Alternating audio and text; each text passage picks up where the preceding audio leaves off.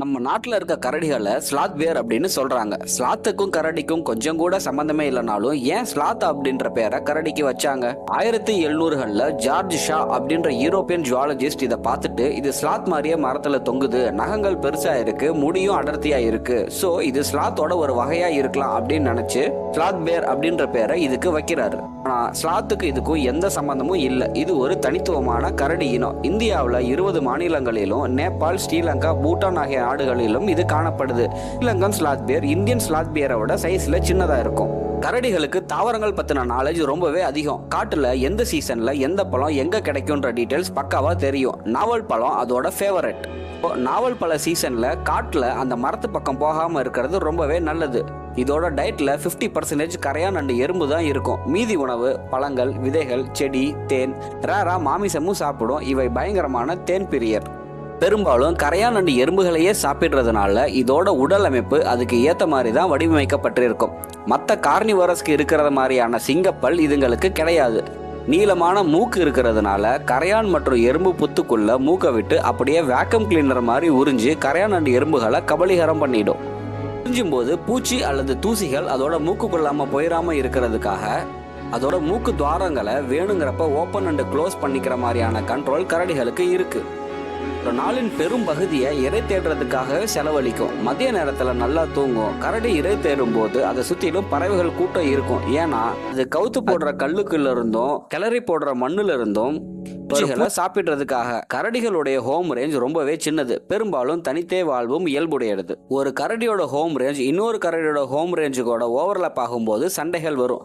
இனப்பெருக்கத்துக்காக மட்டும்தான் ஜோடி சேரும். குட்டிகளை வளர்க்கறது பெண் கரடியோட பொறுப்பு. Breeding season April, May, June, December and ஜனவரியில தான் குட்டிகள் பிறக்கும். காலம் 210 நாட்கள். பெரும்பாலும் ட்வின்ஸ் பிறக்கும், இல்லனா ஒரு குட்டி. 3 குட்டிகள் பிறக்கிறதெல்லாம் ரொம்பவே ரேர். குட்டி கண்மூடித்தான் பிறக்கும். 4 வாரம் கழிச்சு தான் கண் திறக்கும். 1 மாசத்துல நடக்க ஆரம்பிக்கும். 2 வருஷத்துல தனியா இடத்தேற ஆரம்பிக்கும். 3வது வருஷத்துல இணை சேர ஆரம்பிக்கும். அது வரைக்கும் அம்மாவோட கண்ட்ரோல்ல பாதுகாப்பா வளரும். குட்டி போட்ட கிட்டத்தட்ட 1 மாசம் வரைக்கும் பெண் கரடி குட்டிகளை விட்டு நகரவே நகராது. இருந்து குகைகளை பாதுகாக்கும். குட்டிகளுக்கு சேஃப்டி அப்படின்னு நினைக்கிற ஒரு ஸ்டேஜ்ல தான் அது குகையை விட்டு வெளியே வரும். இதுக்கே கிட்டத்தட்ட 1 மாசம் ஆயிரும். 3 வருஷத்துக்கு குழந்தைகளை அம்மா பயங்கரமா கேர் பண்ணும். தாயும் குட்டிக்குமான பாண்டிங் ரொம்பவே ஸ்ட்ராங்கா இருக்கும். அந்த குட்டிகளை தான் தன்னோட தலையாய கடமையா அது நினைக்கும். குட்டிகளை பெரும்பாலும் மதிய நேரம் தான் வெளியே கூட்டிட்டு வரும். ஏன்னா அந்த நேரத்துல தான் அடல்ட் கரடியும் மற்ற ஆபத்தான மிருகங்களும் தூங்குற சமயம். குட்டிகள் அம்மாவோட முதுகுல ஏறிக்கிட்டு தான் சுத்தும். குட்டிகளை தனியா கீழே விடாது. ஆபத்து ஏதும் வந்தா குட்டிகளை மரத்து மேல ஏத்தி விட்டுரும், இல்லைன்னா குகைக்குள்ள விட்டுட்டு அது எதிரி வந்துட்டு சண்டை போடும். அந்த அளவுக்கு குட்டிகளை பயங்கரமா பாதுகாக்கும். இயல்பாவே கரடி தான் உண்டு தான் வேலை உண்டுன்னு இருக்கும் உயிரினம். ஆனா அதுவே குட்டிகளோட இருக்கும் கரடி ரொம்பவே ஆக்ரோஷமா இருக்கும். கரடிகள் மோதலை தவிர்க்க தான் பார்க்கும். ஒரு ஆபத்து இருக்குன்னா அந்த இடத்த விட்டு விலகி போகவே அது விரும்பும். சர்ப்ரைஸா அதுக்கு முன்னாடி எதிரியோ இல்ல வேற யாரோ தென்பட்டா அது ரொம்ப டிஃபென்ஸ் மோடுக்கு போயிட்டு ரொம்பவே அக்ரெசிவ் ஆயிடும். கரடிக்கு பார்வத்திறன் ரொம்ப கம்மி, ஆனா பயங்கர மோப்ப சக்தி உள்ள ஒரு மிருகம். அதனால இரை தேடும் போது பெரும்பாலும் குனிஞ்சுக்கிட்டு மோப்பம் முடிச்சுக்கிட்டே போய்கிட்டே இருக்கும். அதனாலேயே அதுக்கு ஏத்தாப்புல வர மிருகங்களையோ மனுஷங்களையோ பார்த்து அடிக்கடி சர்ப்ரைஸ் ஆகுது. அதனால டிஃபென்ஸ்க்காக தாக்க ஆரம்பிக்குது. கரடி மனுஷன் காரணங்கள்ல இதுவும் ஒண்ணு. அதனால தான் காட்டுக்கு மேய்ச்சலுக்கு போறவங்க இல்ல விறகு சேகரிக்க போறவங்க எல்லாம் பாட்டு பாடிக்கிட்டே போவாங்க, இல்லைன்னா கைத்தட்டிய வச்சு தட்டிக்கிட்டே போவாங்க. அதுவும் இல்லைன்னா மணியை கட்டிக்கிட்டு சத்தம் எழுப்பிட்டே போவாங்க. இப்பெல்லாம் மொபைல்ல பாட்டு போட்டுட்டு போறாங்க. கூட்டமா போகும்போது பேசிட்டும் சிரிச்சிட்டும் போறாங்க. ஸோ இப்படி போறதுனால அங்க ஆட்கள் இருக்கிறாங்க அப்படிங்கிறது முன்னாடியே கரடிக்கு தெரிஞ்சிடுது. அந்த இடத்த விட்டு கரடி தள்ளி போயிடுது. இந்த ஒரு சின்ன மனிதன் கரடிக்கிடையான மோதல் பெரும்பாலும் தவிர்க்கப்படுது. கரடியோட பிரதான புலி, சிறுத்தை அண்டு சென்னாய் கூட்டம் தான். இவை பெரும்பாலும் கரடி குட்டிகளையே வேட்டையாடும். அதே சமயம் புலி அண்டு சிறுத்தை கரடி இறை தேடிட்டு இருக்கும்போது கரடி பார்க்காத சமயமா பார்த்து கரடியை வேட்டையாடி கொன்னுடும். அதே சமயம் நேரடியா புலியால கூட தாக்கு பிடிக்க முடியாது. கரடி அந்த அளவுக்கு பவர்ஃபுல்லா சண்டை போடும். ஸோ பெரும்பாலும் புலி கூட பின்வாங்க தான் முயற்சிக்கும். ஏன்னா கரடியோட அந்த மாதிரி கரடிக்கு ஓடி ஒளியிற பழக்கம் இல்லை, எதிர்த்து சண்டை போடுறதுதான் பழக்கம். அதே போல யானைகளும் கரடி தங்களோட எல்லைக்குள்ள வந்தா அதை எதிர்த்து சண்டை போட்டு விரட்டிடுங்க. ஒரு ஆவரேஜான கரடி 110 கிலோ எடையும் இருக்கும். அதுவே சண்டைன்னு வந்துட்டா கரடி முன்னங்கால் 2ஐயும் தூக்கிட்டு மனுஷ மாதிரி எந்திரிச்சு நின்று 6 அடி உயரம் ஹைட்டுக்கு நின்று சண்டை போடும். அதோட தாக்குதல் எதிரியோட தலையையும் கண்ணையும் நோக்கி தான் இருக்கும். கண்ணை குருடாக்கிட்டு எதிரியோட மண்டையை புழக்கிறது தான் அதோட ஸ்ட்ராட்டஜி. இப்படி செய்யறதுனால எதிரியை இன்ஸ்டன்டா காலி பண்ண முடியும். அதனால தான் புலி கூட கரடி கிட்ட நேருக்கு நேர் சண்டை போட பயப்படுறது. சாப்பிட்றதுனால அதனுடைய நகங்கள் ரொம்ப ஸ்ட்ராங்காகவும் நீளமாகவும் இருக்கும். பெரும்பாலும் மண்ணை நோண்டிக்கிட்டே இருக்கிறதுனால அந்த நகங்கள்ல சேரும் சகதியும் அழுக்கும் இருக்கும். அதனால அதுல பாக்டீரியல் இன்ஃபெக்ஷன். அதனால கரடியால தாக்கப்படுறவங்க அந்த தாக்குதல்ல இருந்து தப்பிச்சாலும் கரடி நகங்களால் ஏற்பட்ட காயங்கள் பாக்டீரியல் இன்ஃபெக்ஷனால ரொம்ப சிவியரா இருக்கும். அதனால இறந்து போறவங்களும் உண்டு, காயங்கள் குணமாக ரொம்ப நாட்கள் ஆனவங்களும் உண்டு. கரடியோட டெய்லி ரொட்டீன் ரொம்பவே சுவாரஸ்யமானது. அதோட எல்லைக்குள்ள இரை தேடி போய்கிட்டே இருக்கும். ஏத்தாப்புல யார் இருக்கா, என்ன நடக்குதுன்னு எதை பத்தியுமே கவலைப்படாது. அது பாட்டு மோப்ப முடிச்சுட்டு தரையை பார்த்து போய்கிட்டே இருக்கும். மதியானா தூக்கம் போட்டுரும். தண்ணியை பார்த்தா ரொம்பவே குஷி ஆயிடும். நீச்சல் அடிக்க கரடிக்கு ரொம்பவே பிடிக்கும். எப்பவுமே இரை சாப்பிட்டதுக்கு அப்புறம் தண்ணி கிடைச்சா குடிக்கிற பழக்கம் கரடிக்கு உண்டு. ஏன்னா கரையான் அண்ட் எறும்பு போன்ற அசிடிக் உணவுகள் அதை பேலன்ஸ் பண்ண தண்ணீர் தேவைப்படுது. கரடிகள் பழங்கள் காய்கறிகளை சாப்பிடும்போது அதில் உள்ள விதைகளை காடு ஃபுல்லாக பரப்பி காடுகளை புதுப்பிக்க உதவுது. ஆனால் இப்போ deforestation, mining works, agriculture activities அப்படி டெவலப்மெண்ட் அப்படின்னு சொல்லிட்டு காடுகளுடைய அளவுகள் குறையுது. அதனால அது தன்னோட இருப்பிடத்தை விட்டு இறைக்காக வெளியே வர வேண்டிய சூழல் உருவாகுது. இதனாலேயே கரடிக்கும் மனுஷனுக்குமான மோதல் உருவாகுது. இந்தியாவில் புலிகள் தாக்கி இறந்தவங்களோட எண்ணிக்கையை விட கரடிகளால் தாக்கப்படுவங்களோட எண்ணிக்கை அதிகமாக இருக்குது. தோலுக்காகவும் மருத்துவ குணங்கள் இருக்கு நம்பப்படும். அதோட கணையத்துக்காகவும் இவை வேட்டையாடப்படுகின்றன. கரடியுடைய பாதத்துக்கு நிறைய மருத்துவ குணங்கள் இருக்குது அப்படின்ற மூட நம்பிக்கையால கரடி பாத சூப், பியர் ஃபுட் சூப், அதுக்காக கரடியை வேட்டையாடுறாங்க. இந்தியாவில் கரடிகளை வச்சு டான்ஸ் ஆடுற வழக்கம் வேத காலத்துல இருந்தே இருக்கு. அதுக்கு பேர் போனவங்க காலந்தார் ட்ரைப்ஸ். முகலாயர் காலத்துல அந்த கரடி டான்ஸ் ரொம்பவே பிரபலம் அடைஞ்சிருச்சு. அது மேல்தட்டு மக்களுக்காக ஒரு என்டர்டெயின்மெண்ட்டாகவும் மாறிடுச்சு. கரடி டான்ஸ் ஆடுறத பார்த்தா நல்லது நடக்கும், அதிர்ஷ்டம் கிடைக்கும் அப்படின்ற ஒரு மூட நம்பிக்கையும் இருந்துச்சு. அதுக்காகவே கரடிகளை வேட்டையாடி கடத்திட்டு வர கொடுமையும் நடந்துட்டு இருந்துச்சு.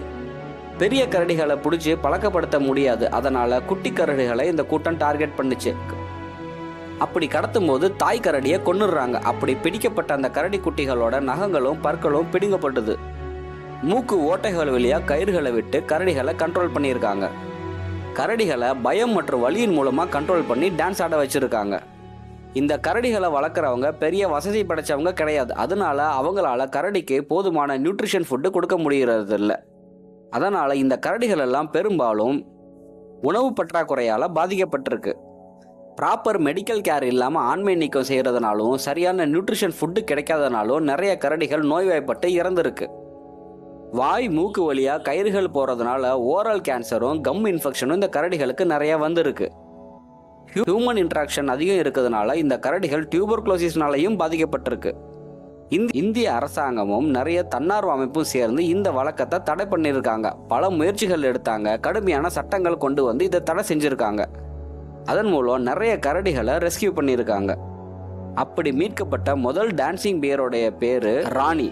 2002 இதை மீட்டு ஆக்ரால இருக்க ரெஸ்கியூ சென்டர்ல வச்சு பராமரிச்சுட்டு இருக்காங்க. அதுக்கப்புறம் ஏகப்பட்ட கரடிகளை மீட்க ஆரம்பிச்சாங்க. 2009 ராஜு அப்படிங்கிற கடைசி டான்சிங் பியரையும் மீட்டாங்க. இந்த கரடியை அதோட மாஸ்டர் வந்து ஒப்படைச்சாரு.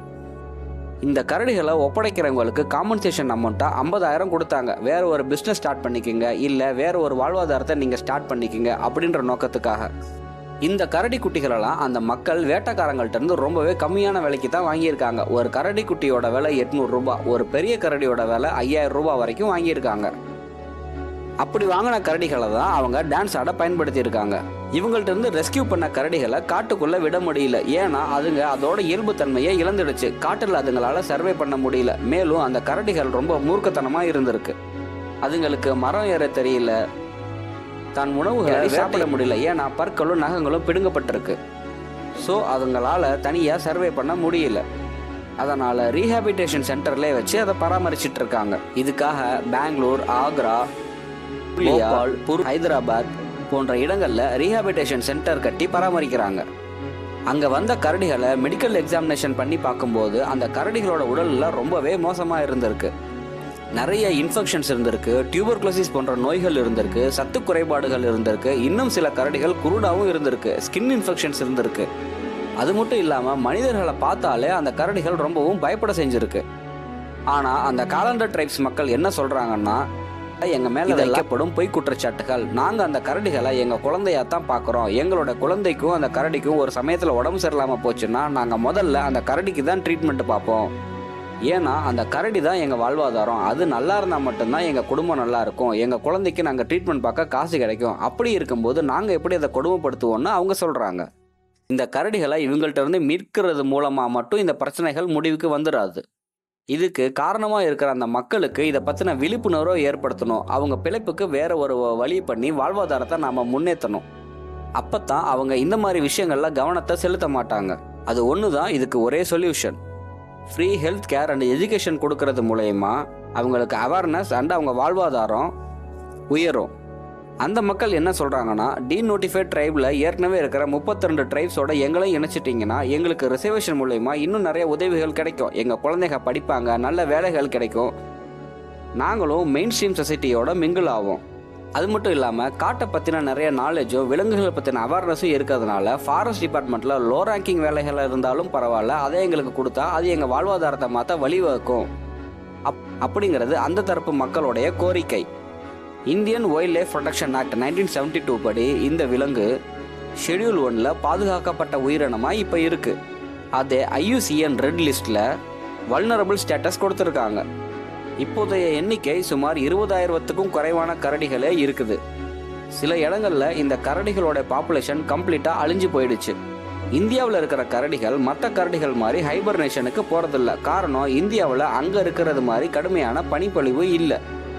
அப்ப இந்த அடர்த்தியான ரோமங்கள் இந்த கரடிகளுக்கு எதுக்கு அப்படின்னா, பூச்சி போன்ற தாக்குதல்ல இருந்து இந்த கரடியை பாதுகாப்புறதுக்காக. கரடிகள் தேன் எடுக்கும் போது தேன் கொட்டுனா அந்த தேனீக்களுடைய கடி கரடிகளை பாதிக்காது. ரோமங்கள் அதன் தாக்கத்தை குறைச்சிடும். அதே சமயம் முடி இல்லாத முகப்பகுதிகளில் கொட்டினா கரடிக்கு பாதிப்பு இருக்கும், வலி தாங்காம ஓடியும் போகும்.